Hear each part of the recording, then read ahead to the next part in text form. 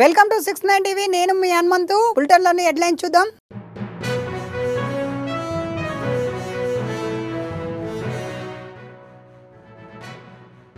సంగారెడ్డి జిల్లా జైరాబాద్లో పర్యటించిన తెలంగాణ సీఎం. పలు అభివృద్ధి కార్యక్రమాలను శంకుస్థాపన చేసిన సీఎం రేవంత్ రెడ్డి.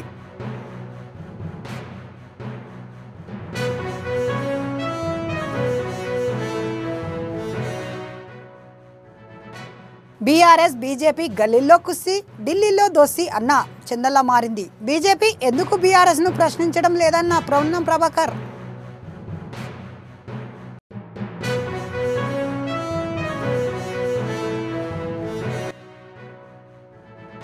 కేసీఆర్ అబద్ధాలు చెబుతూ తెలంగాణ ప్రజలను తప్పుదోవ పట్టిస్తున్నాడు. కాళేశ్వరం ప్రాజెక్టుపై సిబిఐ విచారణ కోరాలన్న ఎమ్మెల్సీ అద్దంకి దయాకర్.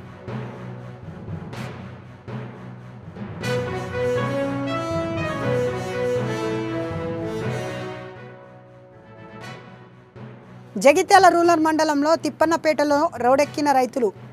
మొలకెత్తిన వరి ధాన్యంతో ఆందోళనకు దిగిన రైతన్నలు.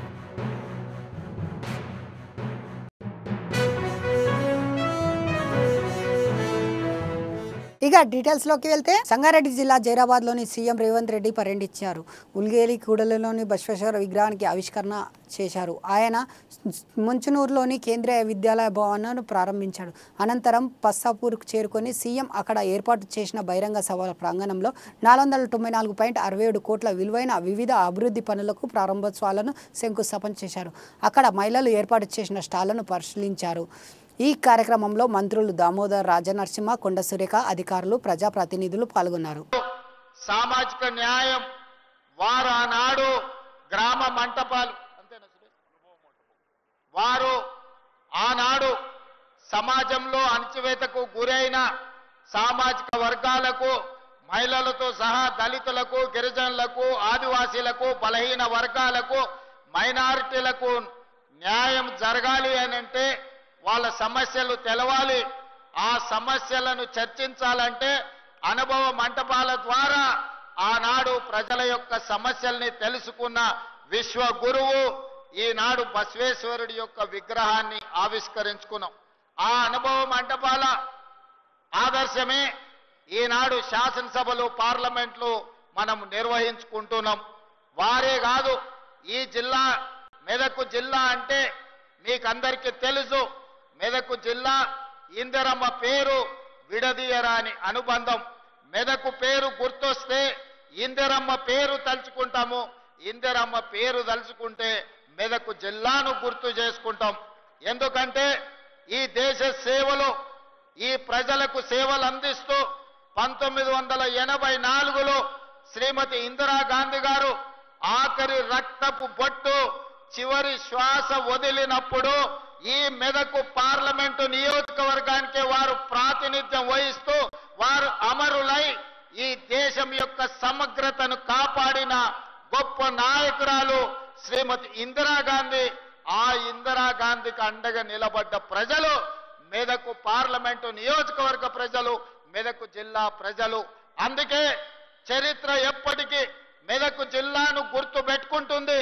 మెదక్ ప్రజల యొక్క అభిమానాన్ని కాంగ్రెస్ పార్టీ గుండెల్లో చిరస్థాయిగా గుర్తు పెట్టుకుంటుంది అని చెప్పి నేను ఈ సందర్భంగా తెలియజేయదలుచుకున్నా. వారే కాదు, మెదక్ జిల్లా అంటే బాగారెడ్డి గారు, ఈశ్వరీబాయి గారు, మా అక్క, మా ఆడబిడ్డ గీతారెడ్డి గారిని ఈ ప్రాంత ప్రజలు ఎప్పుడు గుర్తు పెట్టుకుంటారు. గీతారెడ్డి గారు ఈ ప్రాంతం ప్రాతినిధ్యం వహించినప్పుడు జైరాబాద్ నిమ్స్ ను మంజూరు చేయించి ఈ ప్రాంతాన్ని పారిశ్రామిక వాడగా అభివృద్ధి చేయడం ద్వారా ఈ ప్రాంతం అభివృద్ధి జరుగుతుంది. తెలంగాణ యొక్క గేట్వే ఆఫ్ ఇండస్ట్రీస్ జైరాబాద్ కావాలి అని వారు ఆనాడు ఇక్కడ 12,600 ఎకరాలతోని ప్రపంచానికే ఒక పారిశ్రామిక వాడను ఆనాడు మంజూరు చేయడం జరిగింది. నేను రాజకీయాల జోలికి వెళ్ళదలుచుకోలేదు, రాజకీయ విమర్శలు చేయదలుచుకోలేదు. కానీ 2014 తర్వాత మెదక్ ప్రాంతం యొక్క అభివృద్ధి కోసం ప్రారంభించిన నిమ్స్ అభివృద్ధి కుంటుబడింది. ఈనాడు నేను ముఖ్యమంత్రిగా బాధ్యతలు చేపట్టిన తర్వాత సోదరులు దామోదర్ రాజనరసింహ గారు నా దగ్గరికి వచ్చి ఈ పారిశ్రామిక వాడలో ప్రజలకు అన్యాయం జరిగింది, భూసేకరణలో వాళ్లకు నష్టం జరిగింది. ఎస్సీలకు అసైన్మెంట్ పట్టాలకు 2.5 లక్షలే ఇస్తున్నారు. భూమి పోయిన వాళ్ళకు 5 లక్షలే ఇస్తున్నారు. వాళ్లకు పెంచాల్సిన అవసరం ఉన్నదని సోదరుడు దామోదర్ రాజనరసింహ గారు నా దృష్టికి తెచ్చిండ్రు. ఎంబడే మా అధికారులను పిలిపించి మీరు అక్కడికి వెళ్ళి పరిశీలించి ఆ ప్రాంత రైతులతోని మాట్లాడండి, వాళ్లకు న్యాయం జరగాలి అని నష్ట పరిహారాన్ని పెంచి ఇవ్వడమే కాదు వాళ్ళని అందరిని పిలిచి మాట్లాడి ఈ రోజు భూసేకరణ కార్యక్రమాన్ని వేగంగా ముందుకు తీసుకెళ్లి ఈ ప్రాంతంలో ఇండస్ట్రీస్ పార్క్ తీసుకొచ్చి ముఖ్యంగా ఆటోమొబైల్ ఇండస్ట్రీ తేవాలని ఇవాళ హుండై కార్ల పరిశ్రమకు జైరాబాద్ నిమ్స్ లో స్థలాన్ని కేటాయించి 450 ఎకరాలు కుదొందర్లోనే హుండై కార్ల ఉత్పత్తి సంస్థ ఇక్కడ వాళ్ళ కార్యక్రమాలను ప్రారంభించబోతుందని తెలియజేయడానికి నేను సంతోషపడుతున్నా. అదే కాదు ఇప్పటి దగ్గర స్థానిక శాసనసభ్యులు మాణిక్రావు గారు, అదే విధంగా మా పెద్దలు సురేష్ శెట్కర్ గారు, అదే విధంగా టీజీఐఐసి చైర్పర్సన్ నిర్మలా జగ్గారెడ్డి గారు, చైర్పర్సన్ గారి తరఫున జగ్గారెడ్డి గారు వచ్చి నాకు ఒక సూచన చేసిండు.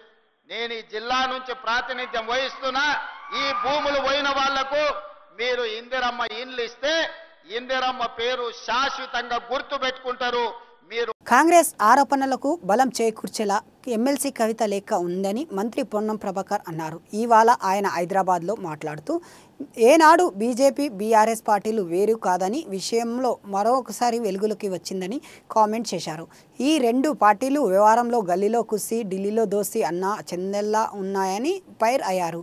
బీజేపీ ఎందుకు బీఆర్ఎస్ను ప్రశ్నించడం లేదని కాంగ్రెస్ ప్రశ్నిస్తే రాజకీయం అంటున్నారని, ఇప్పుడు ఇదే విషయానికి కేసీఆర్ను కన్నా కూతురే అడుగుతుంది, ఏం సమాధానం చెప్తారు మంత్రి పొన్నం ప్రభాకర్ ప్రశ్నించారు. ఇది మంచిది కాదు కదా, ఇంత పెద్ద ఎత్తున కేంద్రము రాష్ట్రానికి అన్యాయం చేస్తుంటే కూడా లేదా దేశవ్యాప్తంగా భారతీయ జనతా పార్టీ చేస్తున్నటువంటి తప్పులను అన్యాయాలను ఎందుకు ప్రశ్నిస్తలేదు కేసీఆర్ గారు అని కాంగ్రెస్ అడిగితే రాజకీయం అన్నారు.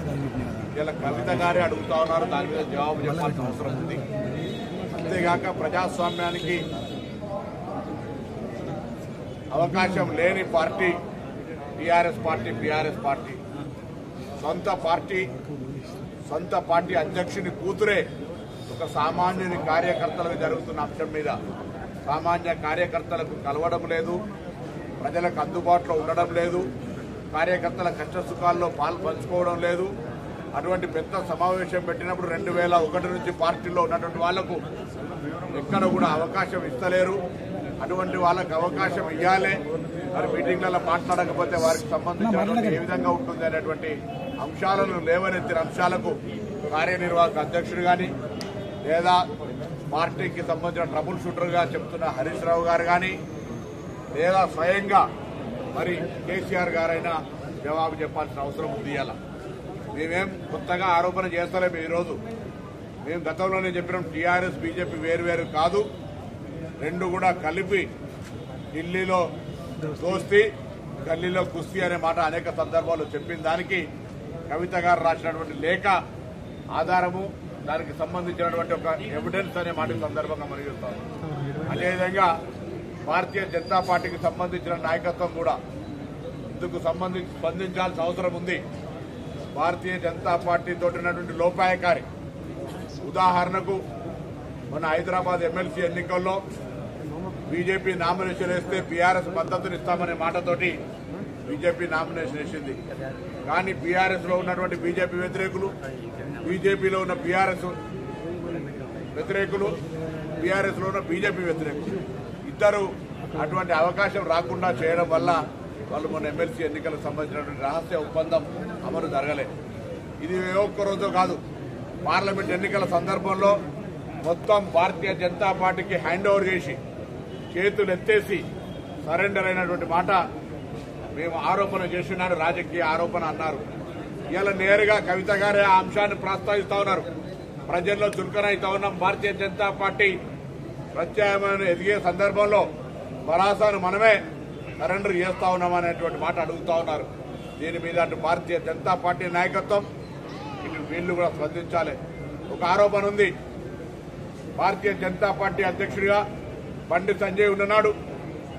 భారతీయ జనతా పార్టీ భారత కలిపినటువంటి రాజకీయ అగ్రిమెంట్ ప్రకారంగానే కేసీఆర్ గారి సూచన మేరకే కిషన్ రెడ్డి గారిని బీజేపీ అధ్యక్షుడు చేసినాడనేటువంటి ఆరోపణ ఆ పార్టీలో అంతర్గతంగా ఉంది. దాని మీద కూడా స్పష్టంగా కిషన్ రెడ్డి గారు కేసీఆర్ ప్రతిపాదించిన బీజేపీ అధ్యక్షుడు అనే మాట వాస్తవమా కాదా ఇటు కేసీఆర్ గారు కానీ అటు బీజేపీ పార్టీ కానీ స్పందించాల్సిన అవసరం ఉంది. ఇన్ని రకాలుగా తెలంగాణకు అన్యాయం జరుగుతుంటే తెలంగాణ బడ్జెట్ దేశ బడ్జెట్లో తెలంగాణకు రూపాయి ఇవ్వకపోతే ప్రాజెక్టులకు రూపాయి ఇవ్వకపోతే సీలేరు లాంటి పథకాలను ప్రాజెక్టులు ఎత్తుకపోతే తెలంగాణ వివిధ హామీలు అమలు జరగకపోతే 10 ఏళ్ళు ఎందుకు మౌనంగా ఉన్నారు? రైతులకు వ్యతిరేక చట్టాలైన 3 చట్టాలను ఎందుకు మద్దతు ఇచ్చినారో ఇలా కవిత లేఖ ద్వారా తెలంగాణ ప్రజలకు చెప్పాల్సిన అవసరం ఉందని సందర్భంగా కోరుతా ఉన్నాను. అదేవిధంగా దాన్ని డైవర్షన్ చేయడానికి ఈరోజు కేటీఆర్ గారు పొద్దున ఏదో చిట్ చాట్ చేసినట్టున్నారు. చిట్ చాట్ చేసి కొత్తగా లేనిదేదో పెద్ద కొండంది వెనకని పట్టుకొచ్చినట్టు అరే ఈరోజు దానికి సంబంధించిన పత్రికకు సంబంధించినటువంటి ఆరోపణ ఇది కొనసాగుతున్నది ఒక బీజేపీ వేధింపు కార్యక్రమం. రాహుల్ గాంధీ గారు, రాజీవ్ గాంధీ గారు, ఇందిరాగాంధీ గారు, సోనియా గాంధీ గారు ఒకవేళ డబ్బులే సంపాదించుకోవాలి రాజకీయం చేయాలనుకుంటే ఈ దేశం అధికారం మొత్తం 100 మంది ముఖ్యమంత్రుల్ని ప్రధానమంత్రిని సైతం త్యాగం చేసి రాజకీయాల్లో ఒక 50 ఏళ్లు నిరాటంకంగా వెళ్లిన వాళ్ళు ఆర్థికంగా సంపాదించుకోవాలనుకుంటే ఒక పెద్ద లెక్క కాదు. అటువంటి కుటుంబాన్ని అవమానపాలు చేసే విధంగా అవహేళన చేసే విధంగా భారతీయ జనతా పార్టీ ఈడీ ఎన్ఫోర్స్మెంట్లను తమ అనుబంధ సంఘాలుగా వాడుకొని వాళ్ళను కుటుంబాలను వేధిస్తూ ఉంది. ఇది రాజకీయాల్లో రాజకీయ వేధింపులలో ఇది మంచి పద్ధతి కాదు. దానిలో భాగంగానే ఇవాళ కేటీఆర్ గారు భారతీయ జనతా పార్టీ డైరెక్షన్ మేరకు ఇవాళ చిట్ చాట్ లోపల రేవంత్ రెడ్డి గారి పైన మాట్లాడుతూ ఉన్నాడు. నేషనల్ హెరాల్డ్కు సంబంధించిన విషయం మీద మాట్లాడుతూ ఉన్నారు. న్యాయం నిజం నిగ్గుదేల్చు. మాజీ మంత్రి కేటీఆర్ నిత్యం అవధాలు చెబుతూ తెలంగాణ ప్రజలకు తప్పుదోవ పట్టిస్తున్నారని కాంగ్రెస్ అధికార ప్రతినిధి అద్దంకి దయాకర్ ఆరోపించారు. కాళేశ్వరం మేడిగట్ట ప్రాజెక్టులోని కాంగ్రెస్ ప్రభుత్వమే కూల్చేసిందని పనికిరాని స్టేట్మెంట్లు ఇచ్చిన కేటీఆర్ ఈ విషయంపై సిబిఐకి లేఖ రాయాలని డిమాండ్ చేశారు. బీఆర్ఎస్ వర్కింగ్ ప్రెసిడెంట్ రోజుకో తలకు మార్చిన స్టేట్మెంట్స్ ఇస్తూ తనకు తానే కాంట్రడిక్ట్ అవుతున్నాడు. ఆయన ఇచ్చే స్టేట్మెంట్స్ చూస్తే కళ్ళు దాగిన కోతిగాక బిహేవ్ చేసినట్టు చేస్తున్న పరిస్థితి మనకు కనబడుతుంది. తెలంగాణ సమాజాన్ని తప్పుదో పట్టించే విధంగా ఉండడమే కాకుండా అబద్దాలను ఇలా ప్రోపగండా చేయడంలో కేటీఆర్ దిట్టగా మారింది. నిన్న చేసిన స్టేట్మెంట్ వరకే మనం పరిమితమైతే కాంగ్రెస్ వాళ్ళు కాళేశ్వరం బ్రిడ్జి మేడిగడ్డ దగ్గర కట్టింది కూల్చిండ్రని చెప్పి ఒక ఏమంటాము పనికిరాని స్టేట్మెంట్ ఒకటి ఇచ్చిండ్రు. ఒకవేళ ఇదే పనికొచ్చే స్టేట్మెంట్ అనుకుంటే ఇవాళ బీజేపీ ప్రభుత్వానికి బీఆర్ఎస్ పార్టీ సిబిఐ ఎంక్వైరీని కోరుతూ ఒక లేఖ రాయదు. ఎందుకంటే 1,00,000 కోట్ల పైచిలకు ఖర్చు పెట్టిన ప్రాజెక్ట్ ఇవాళ కుంగిపోయిందంటే అది కాంగ్రెస్ వాళ్ళు చేసిందని మీరు ఆరోపిస్తున్నారు. కాబట్టి మీ పొత్తుతోనూ ఉన్నదో రహస్య మిత్రుడో గాని బీజేపీ వాళ్ళకైతే కాంగ్రెస్ మీద కూడా ఇట్లాంటి తప్పులు చేస్తే ఎంక్వైరీ చేయాలని ఉంటుంది కదా. మీరు మీ నిజాయితీని మీ చిత్తశుద్ధిని నిరూపించుకోవాలంటే సిబిఐకి లేఖ రాయండి. మీరు రాయకపోతే కేసీఆర్ గారితోనే రాపియండి. లేదంటే ఇట్లాంటి పనికిరాని స్టేట్మెంట్స్ ఇవ్వడమన్నా మానేయాల్సిన అవసరం ఉంది. ఈరోజు ప్రతి విషయంలో అబద్దాలు చెప్పడానికి ఎందుకు ప్రయత్నం చేస్తున్నారు? జగిత్యాల రూరల్ మండలం తిప్పన్నపేట గ్రామంలో రైతులు రోడెక్కారు. సకాలంలో ధాన్యం కొనుగోలు చేయలేకపోవడంతో అకాల వర్షానికి తడుస్తుందని ఆందోళనకు దిగారు. వడ్ల బస్తాలు రోడ్డుకు అడ్డంగా పెట్టి మొలకెత్తిన ధాన్యంతో నిరసన తెలిపారు. ధాన్యం కొనుగోలు చేయాలని రోడ్డుపై బైఠాయించి ధర్నా రాకోసనలు చేశారు. దీంతో ధర్మపురి జగిత్యాల జాతీయ రహదారిపై ట్రాఫిక్ సంభవించింది. నెల రోజుల గడిచినా ధాన్యం కొనుగోలు చేయట్లేదని ఆందోళనకు దిగారు.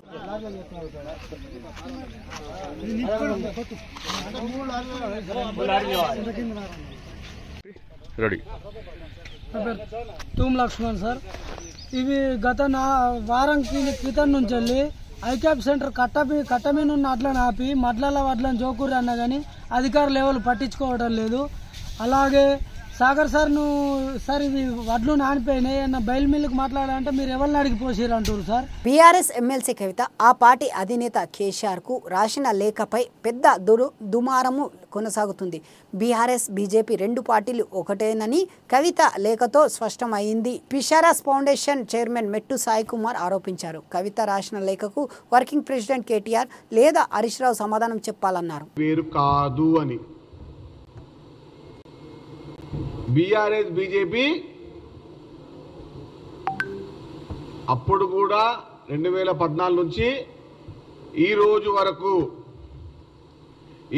వరకు బీజేపీ చెప్పాల్సిన ప్రతి మాట బీఆర్ఎస్ చెప్తుంది, బీఆర్ఎస్ చెప్పాల్సిన ప్రతి మాట బీజేపీ చెప్పడం జరుగుతుంది.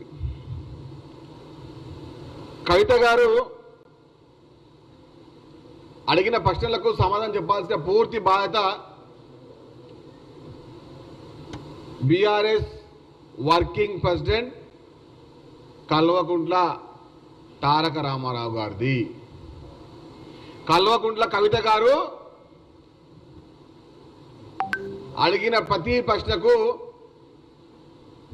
సమాధానం చెప్పాల్సింది కల్వకుంట్ల తారక రామారావు గారు. మేము ముందే చెప్తా ఉన్నాం, కాంగ్రెస్ పార్టీ ముందే చెప్తా ఉంది, బీఆర్ఎస్ పార్టీ యొక్క పూర్తి విధానాలు బీజేపీ పార్టీ అనుసరిస్తుందని, బీజేపీ పార్టీ యొక్క వ్యవస్థీకృత పనులన్నీ బీఆర్ఎస్ పార్టీ చేస్తుంది అని చెప్పండి. సమాధానం చెప్పండి మీరే. తెలంగాణ రాష్ట్ర ప్రజలకు మీ సంబంధించినటువంటి బీఆర్ఎస్ పార్టీ నాయకులకు సమాధానం చెప్పాల్సిన పూర్తి బాధ్యత మీదే. కల్వకుంట్ల కవిత గారు చెప్పారు, అడుగుతా ఉన్నారు కూడా, నాన్నగారు మీరు ఏం చేస్తున్నారు మాకేం అర్థం కావట్లేదు, మన విధానాలు ఏంది, మన పార్టీ యొక్క వ్యవస్థ ఏంది అని అడుగుతా ఉన్నారు. అయినా కానీ పార్లమెంట్ ఎన్నికల్లో కావాలని అస్త్ర సన్యాసం చేసి బీజేపీ పార్టీకి 8 లోక్సభ స్థానాలు గెలిపించడంలో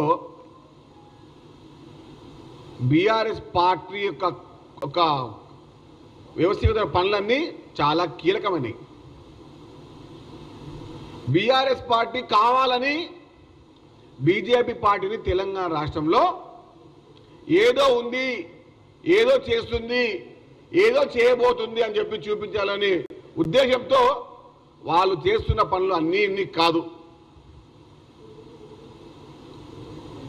కవిత గారు అడుగుతున్న ప్రశ్నలకు సమాధానం చెప్పాల్సింది ఎవరు? తండ్రి కల్వకుంట్ల చంద్రశేఖరరావు గారా, లేకుంటే వారి అన్నగారు కల్వకుంట్ల రామారావు గారా, అన్నీ తాను అనుకునే తన్నీరు హరీష్ రావు గారా, లేకపోతే బ్యాక్ బోన్గా ఉన్నటువంటి బోయినపల్లి సంతోషరావు గారా? ఎవరు చెప్తారు సమాధానాలు?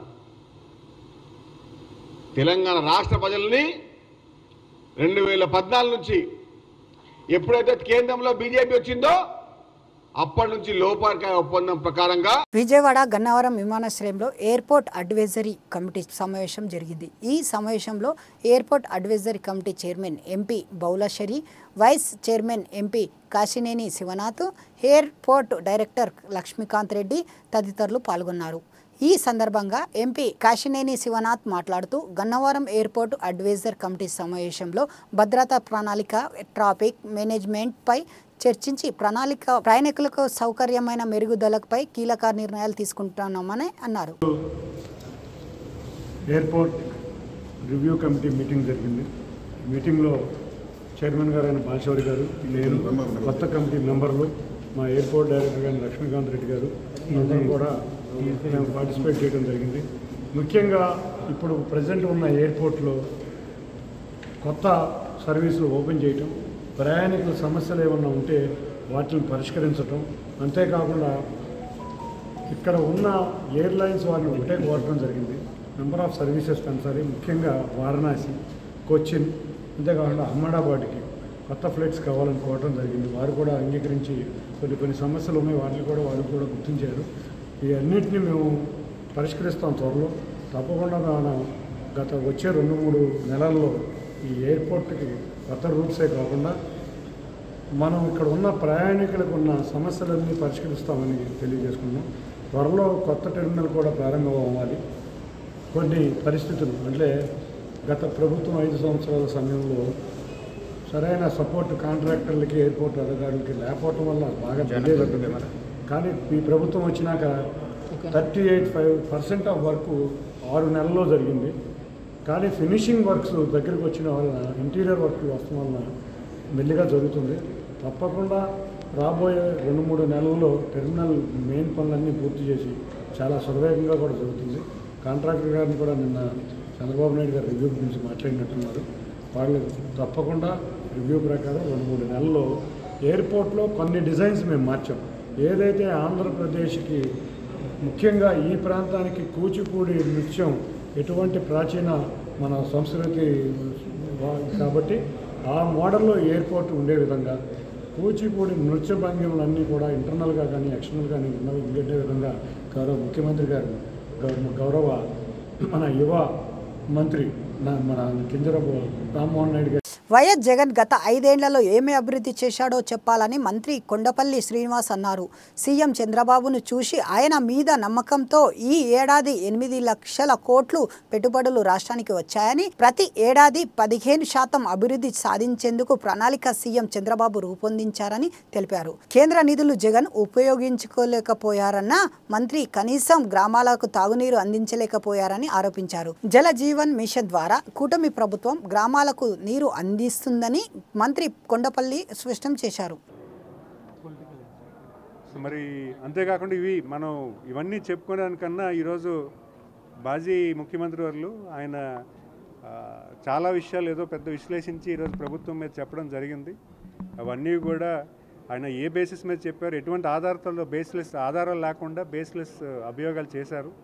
ఈరోజు మనం చూస్తున్నాము, గడిచిన సంవత్సరం కాలంలో ఒక విజన్ పెట్టుకొని ఒక ప్లానింగ్ చేసుకొని రాష్ట్రం ఏదైతే గత 5 సంవత్సరాలు కోల్పోయిందో దాన్ని మళ్ళీ ప్రజానికానికి అందించాలని ఒక మంచి సదుద్దేశంతో ఎవ్రీ ఇయర్ 15% గ్రోత్ రేట్ రావాలని పెద్ద ఎత్తున ఈరోజు యాక్సిలరేట్ చేస్తూ పరిపాలన చేస్తుంటే ఆయన ఏదో రెవెన్యూ తగ్గిపోయింది, దాన్ని ఇన్కమ్ తగ్గిపోయిందని ఏదో అభియోగాలు చేస్తున్నారు. ఆయన తీసుకొచ్చిన ఫ్యాక్టర్స్ ఏంటో కూడా మనం చెప్పాలి. ఏదో ఒక అభియోగం చేసి దాన్ని నమ్మాలంటే అది తప్పని నేను భావిస్తున్నాను. ఎందుకంటే మనం చూసాము అగ్రికల్చర్ గ్రోత్ కూడా మనం చూసాము, 12% గ్రోత్ అయింది. లాస్ట్ ఇయర్ కన్నా ఇయర్ 12% అగ్రికల్చర్ గ్రోత్ చూసాము, ఇన్కమ్ లెవెల్ చూసాము. మనం కూడా అది డిస్కస్ చేసాము. అది కూడా ప్రజెంటేషన్స్లోని ఎక్కడెక్కడ ఎలా పెరిగిందని కూడా మనం చెప్పుకోగలిగాము. మరి అంతేకాకుండా ఇండస్ట్రీలో కూడా పెద్దగా రాకపోయినా ఒక 5% గ్రోత్ కూడా మనం చూసాము. మరి అంతేకాకుండా లాస్ట్ 5 ఇయర్స్ ముఖ్యంగా నా డిపార్ట్మెంట్ దగ్గరికి వచ్చేసరికి లాస్ట్ 5 ఇయర్స్లో వాళ్ళు ఎన్ని ఇండస్ట్రీస్ తీసుకొచ్చారు, ఆయన చీఫ్ మినిస్టర్గా వ్యవహరించేటప్పుడు అసలు ఇండస్ట్రీస్ ఎన్ని తీసుకొచ్చారు. ఈరోజు సంవత్సర వ్యవధిలో 8 లక్షల కోట్ల ఇన్వెస్ట్మెంట్స్ ఈ రాష్ట్రానికి వచ్చాయంటే ఎవరిని చూసి వచ్చాయి? అది కేవలం ముఖ్యమంత్రి వారు నారా చంద్రబాబు నాయుడు గారు బ్రాండ్ ఇమేజ్ ద్వారా ఈరోజు ఇండస్ట్రీస్ అన్నీ కూడా 14-19లో వెళ్ళిపోయిన ఇండస్ట్రీస్ కూడా మళ్ళీ ఈరోజు ఎస్టాబ్లిష్ అవ్వడానికి చేస్తున్నాయంటే ఖచ్చితంగా ఈ రాష్ట్రానికి ఒక మంచి పరిపాలన ఉందని భావించే ఈరోజు ఇన్వెస్ట్మెంట్స్ అన్నీ కూడా బ్యాక్ వస్తున్నాయి. మరి గత పాలకులు ఉన్న 14-19లో పెట్టుబడి పెడదామన్న ఇండస్ట్రీస్నే వాళ్ళు నెలకొల్పకుండా వాళ్ళు పంపించే దశగా వాళ్ళు పరిపాలన చేస్తే ఈరోజు ఆ వెళ్ళిపోయిన ఇండస్ట్రీస్ని కూడా ధైర్యం నింపి మీరు ఇక్కడ పెట్టండి, ఖచ్చితంగా మీకు మంచి సపోర్ట్ మేము అందిస్తాము. ఈరోజు ఆంధ్రప్రదేశ్ రాష్ట్రంలో లక్షలాది మంది యువకులు నిరుద్యోగుల కింద ఉన్నారు. వాళ్ళు లాస్ట్ 5 ఇయర్స్లో ఎంప్లాయ్మెంట్ కల్పించలేదు, ఎటువంటి భవిష్యత్తు కూడా కల్పించలేదు. ఈరోజు ప్రభుత్వం వచ్చిన వెంటనే ఆ భవిష్యత్తు అంటే 20 లక్షలు ఉద్యోగాలు ఇస్తామని ప్రామిస్ చేసి ప్రతి 2 నెలలకి కూడా మా యువ నాయకులు లోకేష్ గారు కూడా ఎంప్లాయ్మెంట్ విషయంలో చాలా ఖచ్చితంగా ఉండాలని ఒక sub committee group of ministers వేసి ప్రతి డిపార్ట్మెంట్లో ఉన్నటువంటి ఎంప్లాయ్మెంట్ అవకాశాలని పెంపొందించే దశగా ఆయన ఎలా చేయాలనే కార్యాచరణ చేస్తూ ఈరోజు ఎంప్లాయ్మెంట్ కూడా చేస్తూ ఉంటే. బులెటిన్ ముగించే ముందు హెడ్లైన్స్ మరోసారి.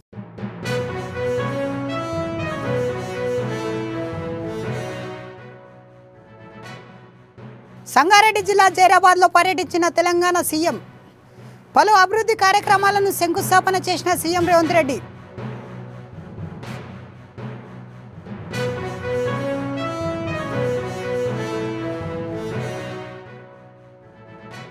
బీఆర్ఎస్ బీజేపీ గల్లీల్లో కుస్సి ఢిల్లీలో దోస్తి అన్న చందల్లా మారింది. బీజేపీ ఎందుకు బీఆర్ఎస్ ను ప్రశ్నించడం లేదన్న పొన్నం ప్రభాకర్.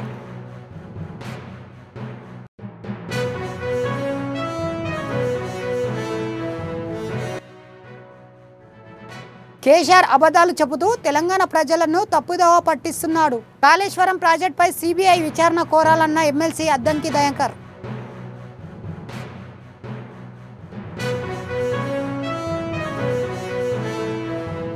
ఇవి బులెటిన్ విశేషాలు. మరిన్ని అప్డేట్స్ కోసం చూస్తూనే ఉండండి 69 టీవీ.